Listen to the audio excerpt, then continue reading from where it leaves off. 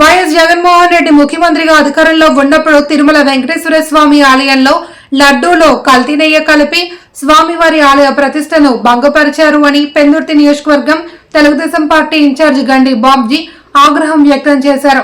తిరుమలలో కల్తీ నెయ్యి కలిపిన నాయకులను అరెస్ట్ చేసి వారి నుండి నగదు స్వాధీనం చేసుకోవాలి అని కోరుతూ విశాఖ జిల్లా పెందుర్తిలో ఉన్న వెంకటేశ్వర స్వామి ఆలయంలో ఆలయం శుద్ధి చేసే కార్యక్రమాన్ని గండి బాబ్జీ ఆధ్వర్యంలో చేపట్టారు.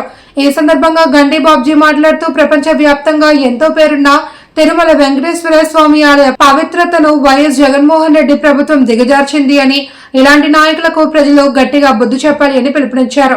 ఈ కార్యక్రమంలో Pendurthi marketing committee chairman Avagadda Appalanaidu, నాయకులు తదితరులు పాల్గొన్నారు. యావతో ప్రభుత్వం ఏర్పడిన దగ్గర నుంచి వాళ్ళ బాస్ దగ్గర నుంచి కింద స్థాయి వరకు కూడా ఇదే ఉదాహరణ.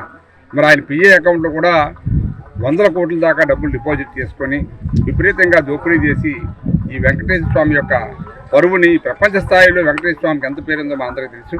రోజుకి సుమారు 60,000 నుంచి 1,00,000 వరకు కూడా భక్తులు విజిట్ చేసి వారి యొక్క మనోభావాల్ని, వాళ్ళ యొక్క బాధల్ని అన్నీ కూడా దేవుడి ముందు చెప్పుకునే అవకాశం మన వెంకటేశ్వర స్వామి దగ్గర ఉంటే, మరి వీళ్ళు ఆ పరువు తీసి ప్రపంచ స్థాయిలోనే ఈ పౌరుల యొక్క పరువుని తీసేసి ఈ కత్తిలు అన్ని వ్యవహారాల్లో డబ్బులు వసూలు చేసుకొని ఆయనకు అన్యాయం చేశారు. దేవుడికి డెఫినెట్గా ఆ దేవుడు వీళ్ళకి ఆ తప్పు వేశాడు, అయినా కూడా ఇంకా వాళ్ళకి అర్థం కావట్లేదు.